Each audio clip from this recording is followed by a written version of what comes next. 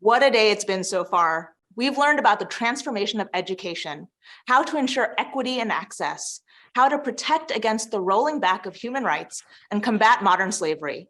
We covered the fight for truth in an age of misinformation, the critical work of humanitarian action, and how to get back on track to achieving the SDGs. And the day's not over yet. For our closing plenary, we've curated a panel of inspirational youth leaders.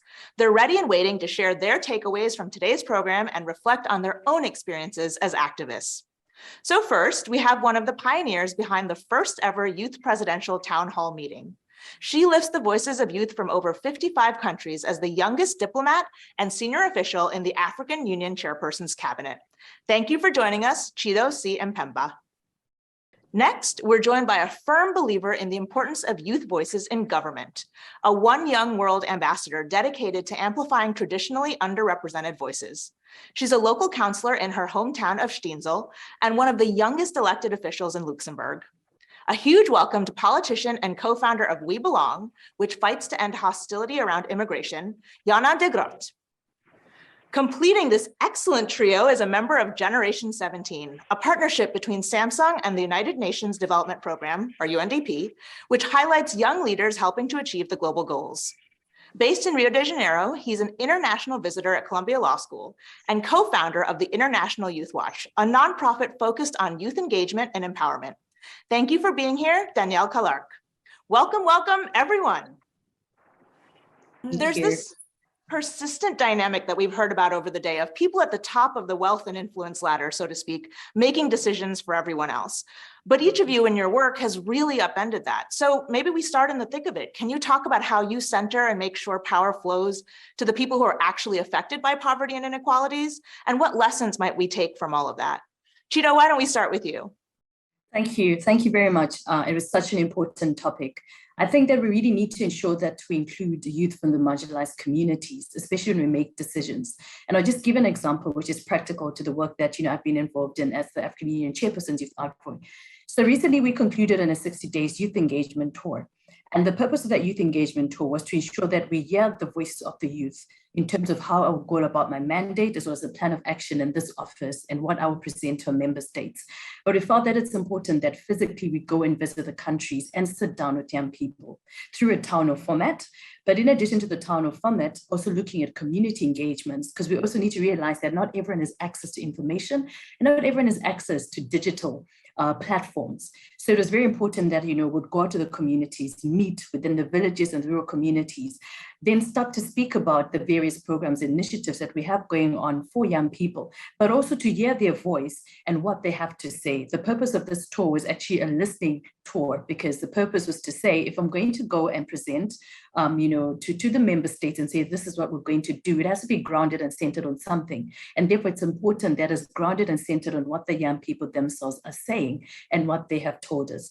To finalize on this, would then engage in political commitments as part of policy engagements. We would go to the policy leaders, to governments, to officials, be the Minister of Youth, and in some instances, the head of states, and present what we found on the ground, what young people are saying, and what we're recommending as policy recommendations as well. So I think it's very important, just using that example, I saw that there was a need to ensure that, we take an inclusive approach.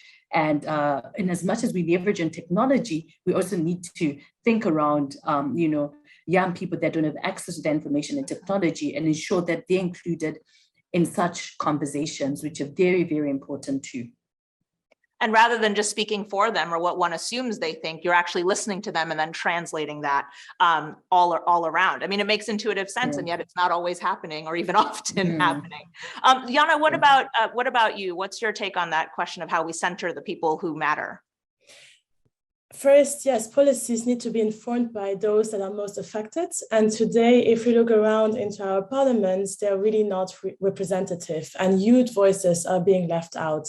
When I ran for office my first time at the age of 21, it was because there was no representation in politics that motivated me to take this path.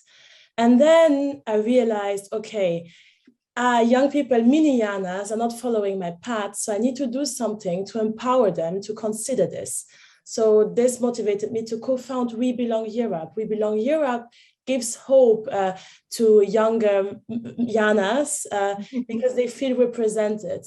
And we train them, we give them access to opportunities, and we amplify their voices, which means that we want to show that on the European continent, women of color, people from minority groups are doing amazing things that matter and that need to be seen. So this is what we do. We try to give them a platform and amplify their voices. And it's so important for it to be normalized for young Yanas, right? Because that's the point you're making. If at 21, you can see what a deficit there is, that can't be lost on all the hundreds of thousands of young Yanas out there. Danielle, what about you, lastly, on this subject?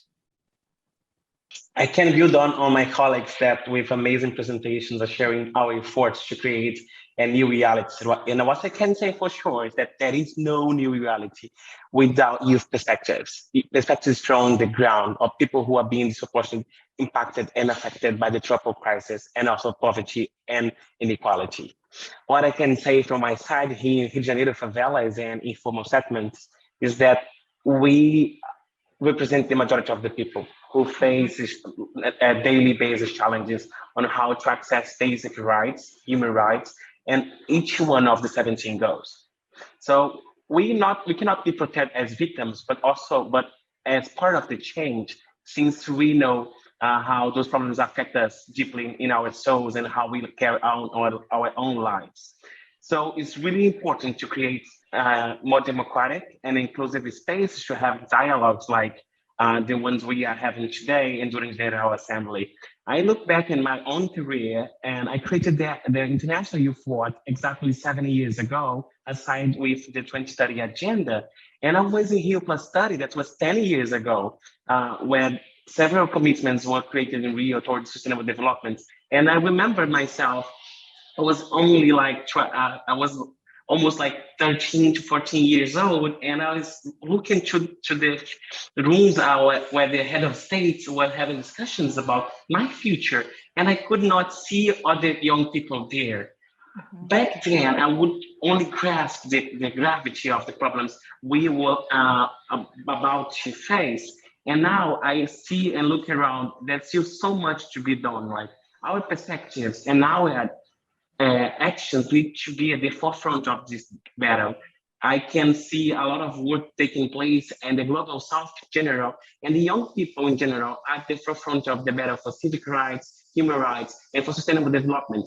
And we need to mobilize more power, funding, and in spaces like that to be also leading the change and not being just the victims or just being disproportionately impacted, but creating the solutions we want and creating the realities we believe in. And just being painted as victims, because it's not even them bringing the narrative of victimhood to the foreground, it's actually being foisted upon them. And it's, as you say, even at 13 or 14, you can grasp the gravity. So why wouldn't you want to energize that young person around these exact topics? Chito, I want to come back to this question of listening, because what we're hearing just from the three of you talking is not that youth need to be mobilized. They're mobilized. It's that they need to be listened to, and those messages need to be translated. But when you look at the other side, part of the problem with listening to them and translating those messages is that the people who are currently in power don't always want to cede that space. And I think this is something you have great experience in. So talk a little bit about how we get the folks who are in power to cede space and center folks who necessarily will have to take up space that those folks previously owned. No, I definitely agree with that. And I think it also has to go back to policy. And if we look at the governance frameworks that we have, how can we ensure that we incorporate young people, including on the decision-making table, especially when it involves to policy and governments, is very, very important. And it starts from there. Interesting enough, I was on a panel earlier on and I was speaking about how young people, we need to move away from young people being taken as volunteers, but more as professionals. Because in most spaces, we're taken as volunteers, coming in every now and again to assist what needs to be assisted in. But we're saying, no, we're actually professionals in our own respect for rights, and there's so much we can contribute. If I put it back into the context of Africa, Africa is the largest demographic. The largest demographic actually in Africa are the youth. So having said that, then we need to ensure that we involve the youth because it's the largest demographic, they have the potential and they are the future. And when we then tackle it on the angle to bring in these facts and the statistics, as well as the potential that they bring, we find a way to integrate it into policy and ensure that it's in our governance structures. I'll give an example. My role is fairly new. We're just 3 years into the role. And this came about to say that we need to ensure that within the cabinet of the chairperson, there is a seat available for a young person who's fully integrated in making the decisions, in bringing the voice of the young people and taking the voices of the member states back to the young people. Of course, that's a start. There's more that can be done. We need to progress, be it in advisory councils, in boards, within the corporate sector, a multi-sectoral approach, but having seats for young people is very important, even if it means we now have to put it at policy and law to ensure that it's fully integrated. And maybe we need to start at putting it at policy and law. You can see I'm like a bobblehead, I'm nodding along, because so much of this is, it's about that full integration. So young people can't be a novelty or a sort of, look, we did it and paying lip service. We have to actually want to listen to them and do it, follow through. Jana, I want to come to you on this a whole issue of being professional, because the idea of you at 21 thinking, my goodness, it's up to me, I have to run for office because that's all that I can do, is really powerful. And yet we hear people in government often say, well, government can't do everything, or government isn't the answer. What's your response to that? And how do you, when you look at young people, encourage them not just to get into government, but to see government as an actual agent of change? That's a very good question. Today, if we see that young people care, we see the movement of Fridays for Future, we see young people mobilizing and influencing policies. But the way for them to go into politics is harder because they fear, and it's legitimate that they fear. Currently, the climate is political climate is not good. We face crisis after crisis. And it's about empowering young people, not only to consider that path, but also empower those young people that are in the system already. I know way too many young people that considered politics and that stepped away from it because it has been very difficult to them. And it's about us, not just governments, but also the private sector, funders, to invest in democracy, to invest in new talents, in ideas, because this is something we really, really need. So there's still so much to do. But one thing that I'm not taking as an answer anymore is that young people don't care, because they do. They really do care about their future. It's not just their future, it's also their present. And I don't believe that young people need to wait until there's a seat at the table. I took that seat and I sat down. Not everyone liked it, but I'm here for it. And I want other young people, mini Yanas, to also do that. Take the seat and sit down and decide.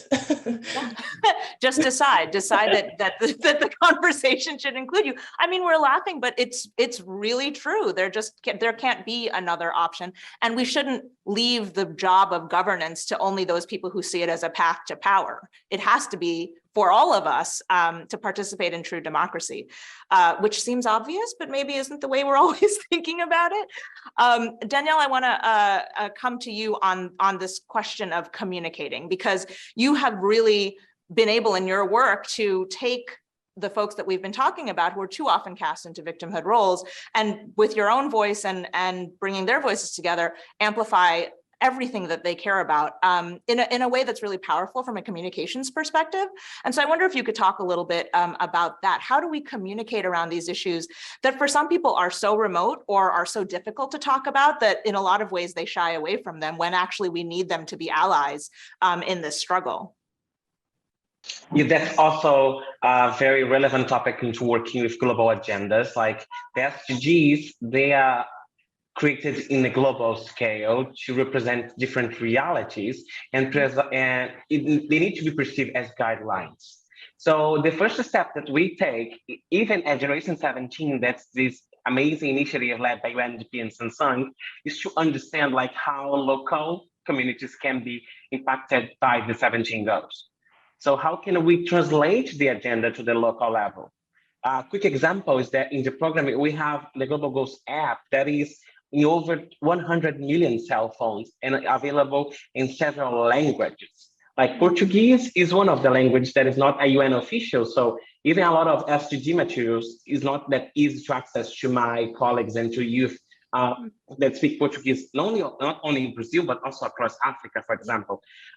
So one of my challenges, I see myself as a translator. A translator not only from English to Portuguese, but a translator from the global level to the local level. One of the key questions that I ask for my young leaders, like, how can you connect it to any one of the goals? To any of the goals, like what peace means to you. Peace can be very different if you live in a favela or if you live in a wealth area of Rio de Janeiro or in Global South in general. Gender equality can be very different depending on intersectionality. Race can play a major role, and sexuality also. So we try to understand our focus groups to understand how we can present the SDGs, making sure that they relate to their local work and the amazing work they are doing. Because we are talking about leaders that may be not recognized as leaders, but they are doing everything they can to create more resilient and peaceful communities. We have seen young people doing like restless efforts to protect their communities, not only during the COVID pandemic, but since before and also after, promoting and protecting the civic space, as Iana is doing, like leading amazing campaigns to being officers and to create new organizations of informal powers and civil society organizations.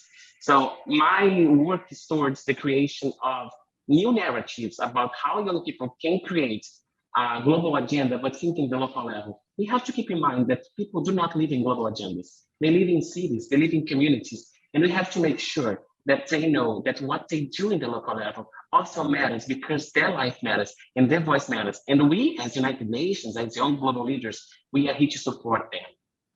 Yeah, they live in their own realities. I love this idea of being a translator, and that we all should take that quote unquote burden on, because to your exact point, there's no way for any of this to work if we aren't all in it together. And that's almost an argument for empathy in a lot of ways, which I think is incredibly powerful. I just want to go back around the horn the other way, lastly on success, because so much of this journey is about everything that's not working and everything that is too hard. And I'd love each of you to reflect on what success looks like to you. Is there something that you're looking forward to seeing happen that will be the great indicator to you that we are actually on the right track? Danielle, do you have a response for that? Success looks like more people engaging, more young people in the civic space and take the first step towards sustainable development. It's a huge success to look and see my colleagues that are young female leaders across the globe and to see so many amazing young people in the SDG Action Zone. So we are making this happening and we have the time and the political will to do so. It's not just the big tent, it's everybody coming under it. That's so true, and that's so important. Iana, what about you? What does success look like? I think for the three of us, we started entering spaces where people listen to us, and success is understanding that it's not about us and it's about, opening doors for the ones that are not in the room. I try to bring people with me, make sure that they start doing what I do, because this is personally what I consider success, bringing people on the table, making sure that it's representative and that we have everyone's voice heard. It's wonderful. Chito, last word on this one. What does success look like? For me, success looks like building a legacy for the inclusion and participation of young people. Even when we speak about political spaces, we need to increase the numbers of young people that we have on their table. And that success will come with making sure that we have a higher number of young people engaged and leading on the political front too.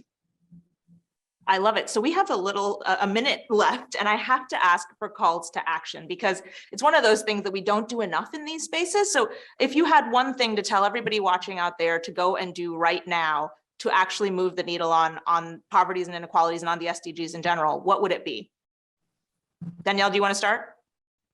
Choose your SDG. Have a look. Probably you are doing amazing and you can connect to a global community. Wonderful. Yana, call to action. Look for opportunities around you. Make sure that you can maybe contribute to an existing initiative already and get informed. It's for everyone. We can achieve the goals if we all do small steps. So take a look and get active. Yeah, but I love get informed. It's not just do stuff. It's actually figure out what needs doing. And Chito, What about you? What's a call to action? My call to action would be collaboration over competition, especially for young people. The space is very small, but when you collaborate, you can have better impact. And also call to action to our leaders. We need to ensure that we can co-lead as an intergenerational foundation. And that can only be done when the leaders open the spaces, within the younger generation and the older generation building together, but that space needs to be open as well. I love co-lead as an idea. That is so tweetable and so the mindset that we all need to be taking into it, because leadership we've often thought about as a one horse kind of show, and it's not. And that's the beautiful thing about what we're learning from young activists and young activism like you all are doing. So with that, thank you to all of you, to Chito, to Danielle, to Yana. This has been so inspiring and better than we could have imagined. So we know we'll be seeing lots more of you, and to everybody out there in the SDG Action Zone, thank you so much and stay tuned.